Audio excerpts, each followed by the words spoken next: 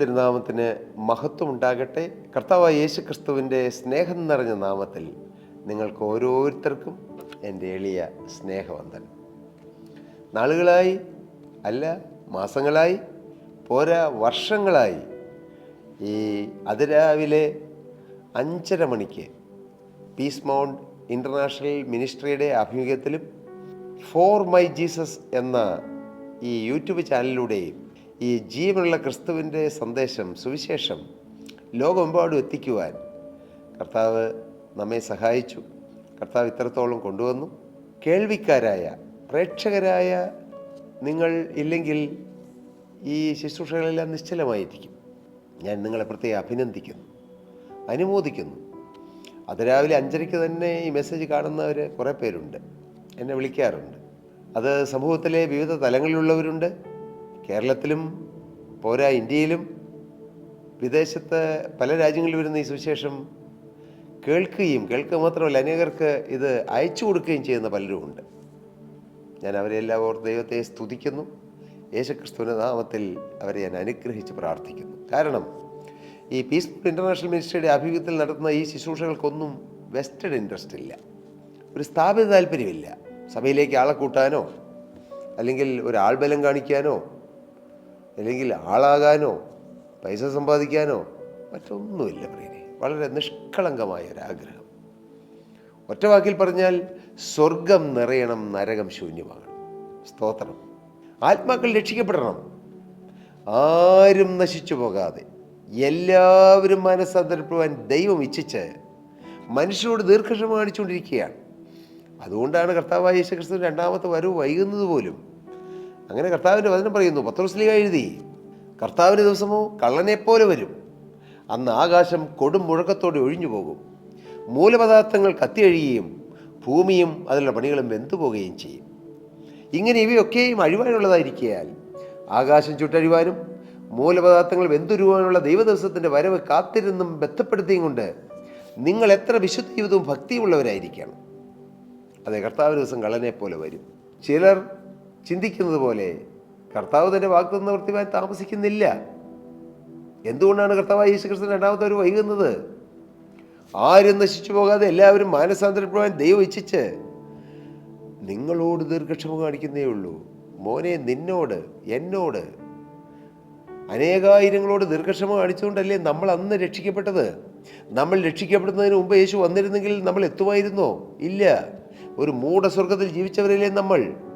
രക്ഷിക്കപ്പെട്ടിട്ടില്ല, പാപക്കറകൾ മാറിയിട്ടില്ല, ജീവൻ്റെ പുസ്തകത്തിൽ പേരെഴുതിയിട്ടില്ല, ചില ചടങ്ങുകളും ആചാരങ്ങളെല്ലാം അനുഷ്ഠിച്ച് നടന്നു. അതുകൊണ്ട് ഞാനും സ്വർഗത്തിൽ പോകും എന്നുള്ള മിഥ്യാധാരണയിൽ മൂഢവിശ്വാസത്തിൽ നടന്ന നമ്മെ കർത്താവ് തൻ്റെ തിരക്തം കൊണ്ട് വീണ്ടെടുത്തതുകൊണ്ടല്ലേ ഇന്ന് നമുക്ക് നിത്യജീവൻ്റെ അവകാശവും സ്വർഗത്തിൻ്റെ പദവിയും കിട്ടിയത്.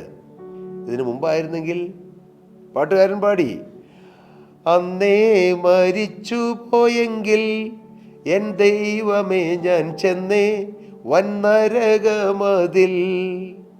എന്നാൽ തന്നു നിൻ കൃപാദാനം ഇന്നും ജീവിച്ചിടുവാൻ, തന്നു നിൻ കൃപാദാനം ഇന്നും ജീവിച്ചിടുവാൻ, നിന്നാത്മശക്തിയാലേ നിത്യം നടത്തേണമേ. എന്തൊരു മനോഹരമാണ് ആ പാട്ട്. അന്നേ മരിച്ചു പോയെങ്കിൽ ചെന്നേനെ നിത്യ നരകത്തിൽ പോകുന്നു എന്നുള്ളൊരു ബോധമൊന്നും ഉണ്ടായിരുന്നില്ല. കാരണം കുറേ ചടങ്ങുകളും ആചാരങ്ങളും അനുഷ്ഠാനങ്ങളും നേർച്ചകളും കാഴ്ചകളും വഴിപാടുകളും, പേരിനൊരു പ്രാർത്ഥനയും. ആരോടാണ് പ്രാർത്ഥിക്കുന്നത് അറിയില്ല, കാണുന്നവരോടൊക്കെ പ്രാർത്ഥിക്കും. പ്രാർത്ഥിക്കേണ്ടത് ജീവനുള്ള ക്രിസ്തുവിനോടാണെന്ന് തിരിച്ചറിയാതെ ഒരു മരണമുണ്ടെന്നോ ഒരു ന്യായവിധി ഉണ്ടെന്നോ ഒരു സ്വർഗമുണ്ടെന്നോ നരകമുണ്ടെന്നോ തിരിച്ചറിയാതെ ഈ ലോകത്തിൻ്റെ അടിമകളായി നടന്നവരല്ലേ നമ്മൾ. അന്ധവിശ്വാസത്തിൽ പിശാചി കെട്ടിയിട്ടിരുന്നവരല്ലേ നമ്മൾ. എന്നാൽ നമ്മെ അഴിച്ചുവിട്ടു കർത്താവ്. എന്തിന്? നമുക്കും നിത്യജീവൻ്റെ അവകാശം തരാൻ, നിത്യജീവൻ്റെ ഓഹരി തരാൻ. ഈ ഫോർ മൈ ജീസസ് എന്ന ഈ യൂട്യൂബ് ചാനലിലൂടെയും TV പ്രോഗ്രാമിലൂടെയും എല്ലാം ഞങ്ങൾ ഈ തിരുവചനം സംസാരിക്കുന്നതിൻ്റെ ഏറ്റവും മർമ്മപ്രധാനമായ ലക്ഷ്യം നിങ്ങൾ ഓരോരുത്തർ സ്വർഗത്തിലെത്തണമെന്നുള്ളതാണ്. നിങ്ങൾ ഓരോരുത്തരും നിത്യജീവൻ്റെ അവകാശികളായി തീരണമെന്നുള്ളതാണ്. നിങ്ങളുടെ ജീവിതം ക്രിസ്തുവിൻ്റെ കരങ്ങളിലായിത്തീരണം. നിങ്ങൾ ദൈവരാജ്യത്തിൻ്റെ അവകാശികളായിത്തീരണം. കർത്താവിന് സ്തോത്രം. അതാണ് ഞങ്ങളുടെ ലക്ഷ്യം. വേറെ ഏതാ ലക്ഷ്യം? ഞങ്ങൾ പണപ്പിരിവ് നടത്തുന്നില്ല, ഞങ്ങൾ ഒരു സഭയ്ക്ക് എതിരല്ല, ആരെയും കുറ്റം പറയുന്നില്ല. നിങ്ങൾക്ക് ആയിരക്കണക്കിന് പ്രസംഗങ്ങൾ ഈ യൂട്യൂബിൽ തിരഞ്ഞാൽ കിട്ടും.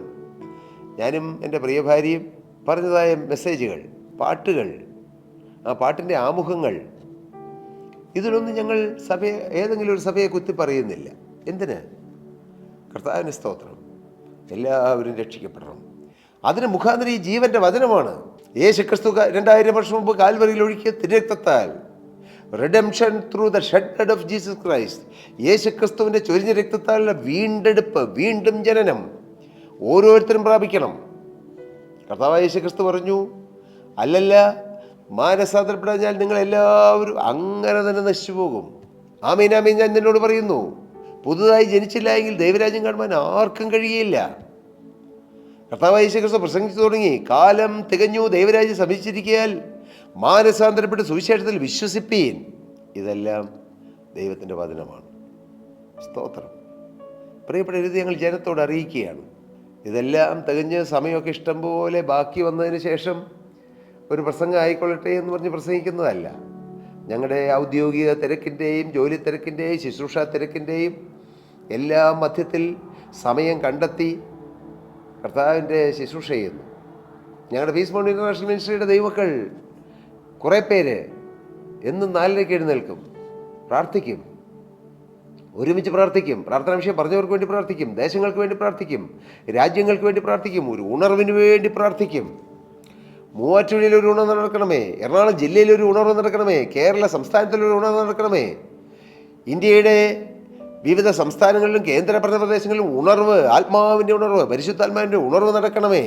അതിന് കർത്താവെ സഭാഭേദമില്ലാതെ കർത്താവിന് വേണ്ടി ജീവിതം വർദ്ധിച്ച് കർത്താവിൻ്റെ മഹത്വമുള്ള വേല ചെയ്യുന്ന അഭിഷിക്തരിലൂടെ കർത്താവിൻ്റെ പരിശുദ്ധാത്മാവിൻ്റെ ശക്തി ഭൂമിയിലേക്ക് ഇറങ്ങട്ടെ, ദേശങ്ങളിലേക്ക് പരക്കട്ടെ. ഇതൊക്കെയാണ് ഞങ്ങളുടെ പ്രാർത്ഥന.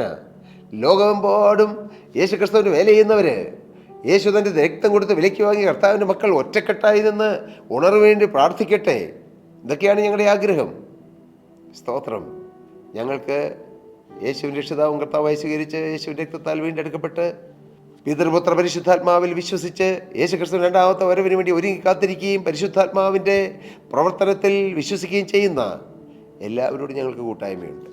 ആരോടും ഞങ്ങൾക്ക് അകൽച്ചയില്ല. സ്തോത്രം. ഞങ്ങൾ കർത്താവിൻ്റെ വേല സന്തോഷത്തോടെ ചെയ്യുന്നു, അഭിമാനത്തോടെ ചെയ്യുന്നു, കർത്താവിനെ ആരാധിച്ചുകൊണ്ട് ചെയ്യുന്നു. കർത്താവ് തന്ന ശുശ്രൂഷയാണെന്നുള്ള ബോധ്യത്തോടെ ചെയ്യുന്നു.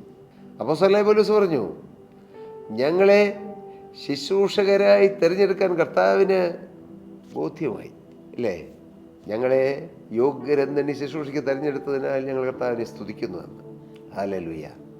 കർത്താവിൻ്റെ വലിയ നാമമഹത്വപ്പെടട്ടെ. പ്രിയപ്പെട്ടവരെ, നിങ്ങൾ എന്തു പറയുന്നു? യേശു നിങ്ങൾക്ക് നല്ലവനാണോ? യേശു വരും, യേശു വീണ്ടും വരും. യേശു വീണ്ടും വരുമ്പോൾ നാം എടുക്കപ്പെടണം. അത് ഈ ഭൂമിയുടെ മുകൾ പരപ്പിലാണെങ്കിലും അല്ല, ഈ ഭൂമിയിൽ നിന്ന് മാറ്റപ്പെട്ട് ഭൂമിയുടെ അടിയിലാണെങ്കിലും, ഒരുപക്ഷെ മാംസങ്ങളെല്ലാം ചീഞ്ഞഴിഞ്ഞ് ഒരു അസ്ഥിപഞ്ജരമായി നാം കിടക്കുകയാണെങ്കിലും, യേശു ക്രിസ്തുവിൻ്റെ മധ്യാകാശത്ത് വരുന്ന കാഹളധ്വനി കേൾക്കുമ്പോൾ കർത്താവ് താൻ ഗംഭീരനാഥത്തോടും പ്രധാന ദൂതൻ്റെ ശബ്ദത്തോടും ദൈവത്തിൻ്റെ കാഹളത്തോടും കൂടെ സ്വർഗത്തിൽ നിന്ന് ഇറങ്ങി വരികയും ക്രിസ്തുവിൽ മരിച്ചവർ മുമ്പേ ഉയർത്തെഴുന്നേൽക്കുകയും ചെയ്യും. ക്രിസ്തുവിൽ മരിച്ചവരായി തീരുന്നവർ മാത്രം എഴുന്നേൽക്കും.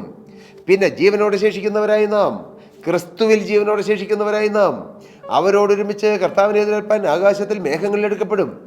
ഇങ്ങനെ നാം എപ്പോഴും കർത്താവിനോടുകൂടിയിരിക്കും. ഈ വചനങ്ങളെ കൊണ്ട് അന്യോന്യം ആശ്വസിപ്പിച്ചുകൊള്ളുവീൻ. ആശ്വസിക്കാനൊരു വചനം അതാണ്. ഇവിടെ കടം മാറും, രോഗം മാറും, നിരാശ മാറും, ഭയം മാറും, ഇതെല്ലാം മാറുക തന്നെ ചെയ്യും. പക്ഷെ അതിൽ മാത്രം തങ്ങി നിൽക്കുകയല്ല. ക്രിസ്തുവിനോടുകൂടി നിത്യയുഗായുഗം വാഴുമെന്നുള്ള ആ പ്രത്യാശ ഹൃദയത്തിൽ തിങ്ങി നിൽക്കണം. പ്രിയപ്പെട്ടവരെ, എന്ന് നിങ്ങൾ നിരാശയിൽ കഴിയുകയാണോ, ഭാരത്തിൽ കഴിയുകയാണോ, പ്രയാസത്തിൽ കഴിയുകയാണോ, ഞെരുക്കത്തിൽ കഴിയുകയാണോ, തളർന്നു കഴിയുകയാണോ, വാടിക്കഴിയുകയാണോ, ക്ഷീണിച്ച് കഴിയുകയാണോ? നിങ്ങൾ ക്ഷീണിക്കേണ്ട, ക്രിസ്തുവിലേക്ക് നോക്കൂ. അവങ്കിലേക്ക് നോക്കിയവർ പ്രകാശിതരായി, അവരുടെ മുഖം ലജ്ജിച്ചു പോയതുമില്ല. ഈ എളിയവൻ നിലവിളിച്ചു, യഹോവ കേട്ടു, അവൻ്റെ സകല കഷ്ടങ്ങളിൽ അവനെ വിടുവിച്ചു. ഹൃദയം നുറുങ്ങിയവർക്ക് യഹോവ സമീപസ്ഥൻ, മനസ്സ് തകർന്നവരെ അവൻ രക്ഷിക്കുന്നു. നീതിമാന്റെ അനർത്ഥങ്ങൾ അസംഖ്യമാകുന്നു, എന്നാൽ അവ എല്ലാറ്റിനും യഹോവനെ വിടുവിക്കുന്നു. ഈ സൗഭാഗ്യം, ഈ മഹാഭാഗ്യം ഇവിടെ ജീവിക്കുമ്പോൾ, ഭൂമിയിൽ ജീവിക്കുമ്പോൾ സൗഭാഗ്യം, നിത്യതയിൽ കടന്നു ചെല്ലുമ്പോൾ അതിലും 1000 ഇരട്ടി അതിൽ കൂടുതൽ സൗഭാഗ്യം. ഈ മഹാസൗഭാഗ്യത്തിലേക്കാണ് കർത്താവ് നിങ്ങളെ മാടി വിളിക്കുകയാണ്. മോനെ നിന്നെ മാടി വിളിക്കുകയാണ്. യവനക്കാരാ നിന്നെ മാടി മാടി കർത്താവ് വിളിക്കുകയാണ്. ഈ സ്നേഹത്തിലേക്കൊന്ന് വരൂ. മകളെ യവനക്കാരി നിന്നെ കർത്താവ് മാടി വിളിക്കുന്നു. പ്രിയ അമ്മച്ചി, പ്രിയ അപ്പച്ച മാടി വിളിക്കുന്നു കർത്താവ്. പ്രിയ സഹോദരി സഹോദരൻ, നിങ്ങളെ യേശുക്രിസ്തു മാടി വിളിക്കുന്നു. യേശുക്രിസ്തുവിൻ്റെ സ്വരം കേട്ട് നിങ്ങൾ ഓടി വരൂ. യേശുവിൻ്റെ അരികിലേക്ക് വന്നാൽ നിങ്ങളുടെ കഴിഞ്ഞ കാലങ്ങളെല്ലാം ക്ഷമിച്ച് നിങ്ങൾക്കൊരു പുതിയ ജീവിതം, ബ്രാൻഡ് ന്യൂ ലൈഫ് കർത്താവ് തരും. അതിന് കർത്താവ് ഇടയാക്കട്ടെ.